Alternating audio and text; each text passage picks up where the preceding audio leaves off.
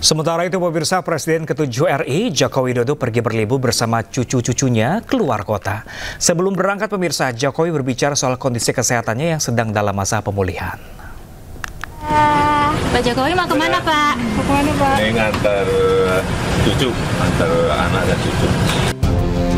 Presiden ke-7 RI Joko Widodo pergi berangkat libur bersama istri, anak, dan cucu-cucunya. Jokowi bertolak dari rumahnya di kawasan Sumber, Solo, Jawa Tengah. Di hadapan wartawan, Jokowi berbicara soal kondisi kesehatannya. Sebelumnya, Jokowi diketahui mengidap alergi yang berdampak pada kulit wajah. Antar anak dan cucu keluar kota. Kondisi secara umum seperti apa, Pak? Ya, baik-baik saja. Baik-baik saja, tapi masih dalam sedikit pemulihan. Dalam rangka liburan ya, Pak? Gimana? Dalam rangka liburan? Ya, ngantar anak. Sementara itu, hingga kini rumah Jokowi masih ramai didatangi warga dari berbagai daerah. Mereka sengaja datang untuk menyapa dan berfoto bersama Jokowi. Dari Solo, Jawa Tengah, Septiantoro, iNews melaporkan. Sebelumnya, pemirsa, ajudan Presiden ke-7 RI Joko Widodo mengungkapkan perubahan fisik dan penyakit yang dialami Jokowi. Sementara itu, pegiat media sosial Dr. Tifa ikut menganalisa penyakit Jokowi dengan menduga Jokowi sakit akibat stres berat.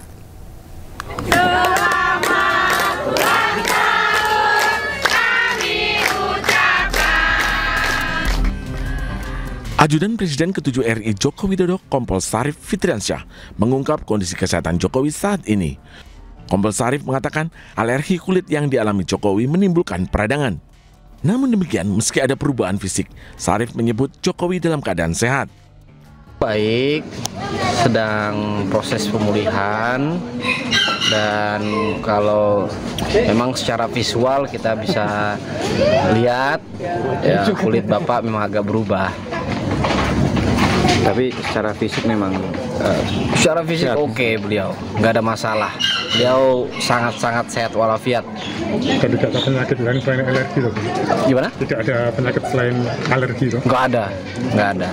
Memang secara medis disampaikan dokter ke kami juga, alerginya beliau itu menyebabkan adanya peradangan.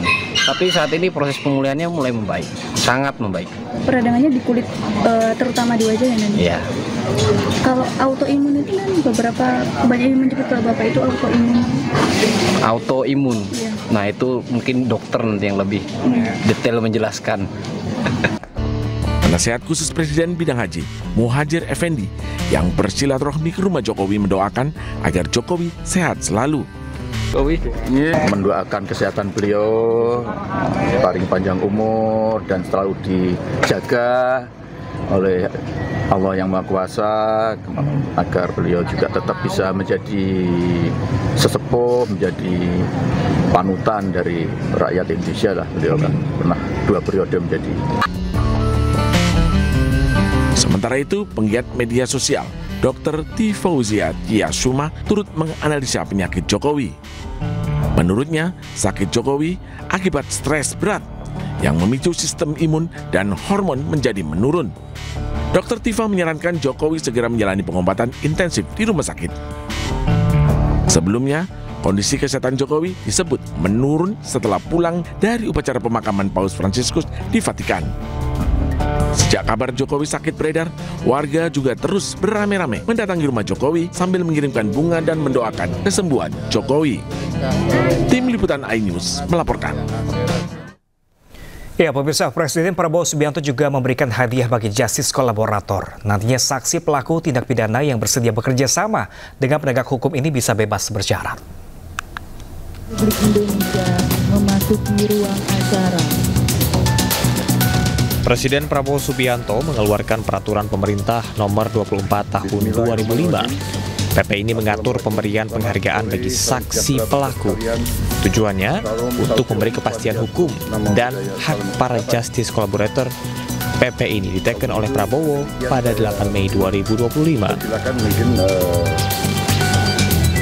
Hadiah yang diberikan Presiden Prabowo diantaranya adalah keringanan penjatuhan pidana, pembebasan bersyarat, remisi tambahan hingga hak narapidana lain sesuai dengan ketentuan peraturan perundang-undangan bagi saksi pelaku yang berstatus narapidana. Kasus yang melibatkan justice collaborator paling menghebohkan adalah pembunuhan Brigadir Yosua pada Juli 2022. Setelah sempat mencabut beberapa keterangan dalam berita acara, Baradae alias Richard Eliezer akhirnya bersedia menjadi justice collaborator. Dari kesaksiannya, terungkap Sambo adalah orang yang membunuh Brigadir Yosua. Sambo divonis mati, namun di tingkat kasasi menjadi hukuman seumur hidup. Menjatuhkan pidana terhadap terdakwa Richard Eliezer Budiang Lumiu dengan pidana penjara selama 1 tahun dan 6 bulan. Menetapkan penangkapan dan lamanya masa penahanan yang telah dijalani terdakwa dikurangkan sepeluruhnya dari pidana yang dijatuhkan. Sementara Richard Eliezer divonis 1 tahun 6 bulan. Namun kini Baradae tak lagi mendekam di penjara setelah menjalani cuti bersyarat sejak 4 Agustus 2023 sampai 31 Januari 2024.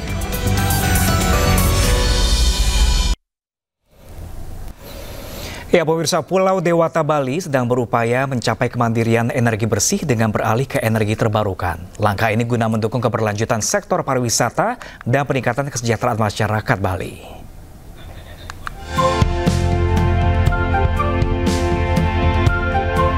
PLN Indonesia Power atau PLNIP melalui unit bisnis pembangkitan Bali berkomitmen mewujudkan ketahanan energi berkelanjutan di Pulau Dewata sekaligus mendukung upaya Bali mandiri energi.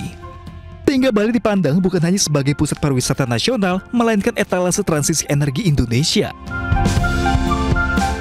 Salah satu langkah dalam mendukung Bali mandiri energi, sejumlah pembangkit listrik tenaga surya beroperasi dengan memanfaatkan teknologi Battery Energy Storage System atau BESS. Pembangkit ini berperan sebagai sumber energi utama yang menerangi kawasan pariwisata unggulan di 3 pulau, sekaligus mulai dari Nusa Penida, Nusa Lembongan, dan Nusa Ceningan. Sebagaimana kita ketahui, Bali di sini adalah pusat pariwisata nasional dan etalase transisi energi yang ada di Indonesia. Ini merupakan bukti nyata dan wujud komitmen dari PLN Indonesia Power dalam mendukung ketahanan energi bersih, dan kami selaku subholding PLN Indonesia Power mendukung program pemerintah secara nyata dengan pengembangan pembangkit ramah lingkungan, dan kami menjaga kestabilan pasokan dengan secara andal, efisien, dan ramah lingkungan. Kami akan mengembangkan pembangkit-pembangkit EBT tidak hanya di Nusa Penida sebesar 14,5 MWAC, tetapi juga kami kembangkan di Bali baik dalam konsep PLTS land base maupun PLTS atap. Melalui ketersediaan energi bersih di wilayah, diharapkan memperkuat daya dukung energi yang tidak hanya ramah lingkungan, tetapi juga stabil untuk menopang kebutuhan industri pariwisata dan rumah tangga sebagai penggerak ekonomi masyarakat. Dari Bali, Adi Firmansyah, iNews melaporkan.